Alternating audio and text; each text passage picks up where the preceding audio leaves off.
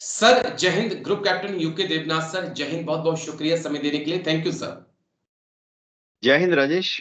जवान का एक अग्निवीर का मेरे पास सवाल आया था कि सर जो अग्निवीर हैं उनके लिए भी एसीसी जो है वो होना चाहिए, हमें भी कमीशन के लिए अप्लाई करने का मौका मिलना चाहिए। और उन्होंने कुछ लॉजिक दिया था, वो मुझे बड़ा अच्छा लगा सर कि 20 साल में हम भर्ती हो रहे हैं और 24 साल तक हम परमानेंट फौजी नहीं है।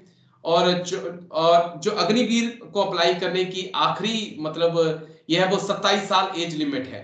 यानी कि 24 साल तक आप परमानेंट फौजी नहीं है, 2 साल की आपकी सर्विस चाहिए अफसर बनने के लिए, अप्लाई करने के लिए एसीसी के लिए। यानी कि हम 26 साल के हो जाएंगे, उसके बाद हमारे पास 1 साल का टाइम बचेगा, उसमें 6 महीने हमारे एचआरटीसी में चले जाएंगे, एचआरडीसी में।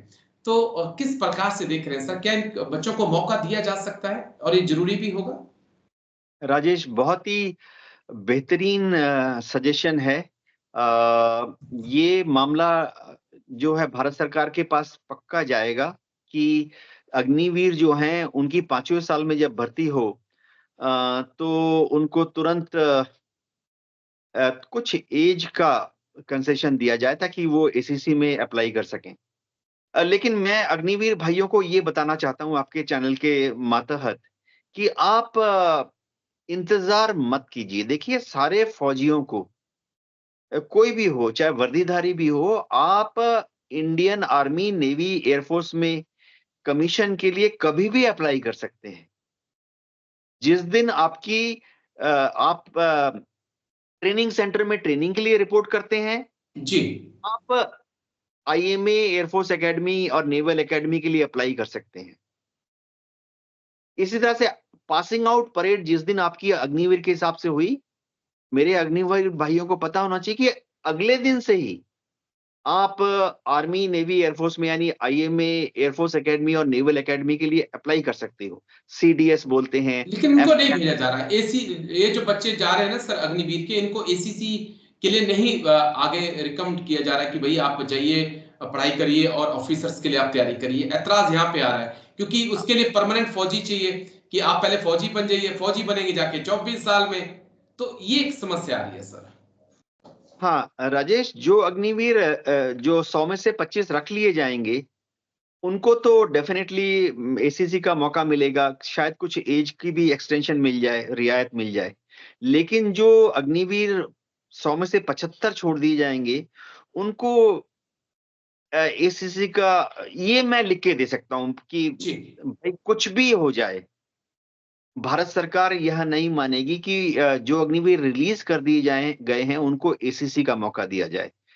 लेकिन मैं सारे अग्निवीरों को, खासतौर से जो बच्चे आज दौड़ रहे हैं अग्निवीर का एग्जाम देने के लिए और शायद आज से 2 महीने बाद रेजिमेंटल सेंटर ज्वाइन करेंगे ट्रेनिंग के लिए, इन सारे मेरे भाइयों को मेरे बेटे के बराबर हैं। प्लीज, अगर आप अफसर बनने की ख्वाहिश देख रहे हैं तो आज ही आप आईएमए के लिए अप्लाई करें। बिल्कुल आज सर। ही आप एयर नेवल, मैं अपनी एयरफोर्स के करीब में बता सकता हूं, मैंने सैकड़ों ऐसे एयरमैन देखे हैं जिन्होंने जो एयरमैन बनते ही पहले साल में ही अफसर बन गए, ओके। आर्मी में या नेवी में या एयरफोर्स में। एसीसी के थ्रू नहीं बने। जी। देखो, हर हर एक फीता, हर दो फीता को ये हक है कि अगर उसकी उम्र बाकी है तो वो एनडीए के लिए अप्लाई करे, इंडियन मिलिट्री एकेडमी के लिए अप्लाई करे, सीडीएस के लिए अप्लाई करे, नेवल एकेडमी में डायरेक्ट एंट्री करे, एयरफोर्स की एफ कैट होती है उसके लिए अप्लाई करे। उसके लिए एसीसी वाला रास्ता प्लीज आप इंतजार मत करो। मैं सैकड़ों ऐसे एयरमैन देख चुका हूं। मैं आपको एग्जांपल दे देता हूं। हमारे यहां तो चीफ ऑफ एयर स्टाफ जी।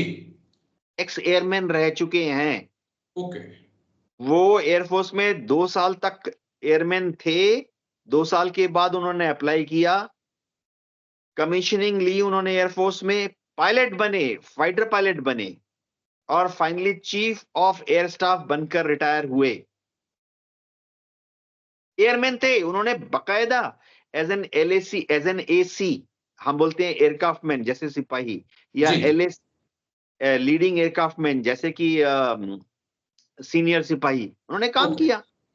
तो मेरे अग्निवीर भाइयों, या जो अभी कच्चे में दौड़ रहे हैं, सुबह सुबह सिलेक्शन के लिए तैयार हो रहे हैं, अगर आप में अफसर बनने की तमन्ना है, प्लीज डोंट वेट, आज ही अग्निवीर के लिए अप्लाई करो।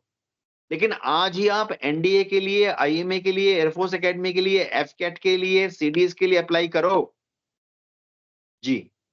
जी, और ये ज्यादा बेटर होगा, क्योंकि एक उज्जवल भविष्य आपका, और सबसे बड़ी बात कि ये भी खतरा नहीं है कि 4 साल बाद फिर वापस लौटना है और फिर सीएपीएफ में नौकरी निकालनी है। तो लेकिन ये बहुत जरूरी है सर, क्योंकि जो मैं पढ़ रहा था, जब आपके साथ बातचीत कर रहा था, तो मैंने यही पढ़ा, जो वेबसाइट पे खबर है कि 27 साल तक जो है, जो जवान है इंडियन आर्मी के, वो अप्लाई कर सकते हैं। उसके लिए कंपलसरी है कि 2 साल आपकी नौकरी पक्की हो। तो वही बात आ गई कि 20 साल में आप भर्ती हुए, 4 साल में आप पक्के हुए, 24 होगी, और 2 साल बाद आप 26 साल के हो गए, 27 साल तक आप अप्लाई कर सकते हैं। यानी कि 1 साल में से भी 6 महीने आपको जाके फौज कहेगी कि जाके एचआरडीसी में आप पढ़ लीजिए, 6 महीने आपके पास बचे, जब तक एग्जाम आएगा तब तक आप ओवरेज हो जाएंगे। कुल मिलाकर कहानी इतनी सी, लेकिन पॉइंट आपने बहुत दमदार कहा सर, कि जरूरी नहीं है कि आप एसीसी पर डिपेंड करिए। आप शॉर्ट सर्विस कमीशन के बारे में देखिए, एनडीए के बारे में देखिए, सीडीएस के बारे में देखिए, बहुत सारे ऑप्शन आपके पास हैं। शुक्रिया इसके लिए, बहुत बहुत शुक्रिया दिल से सर, आप आज आए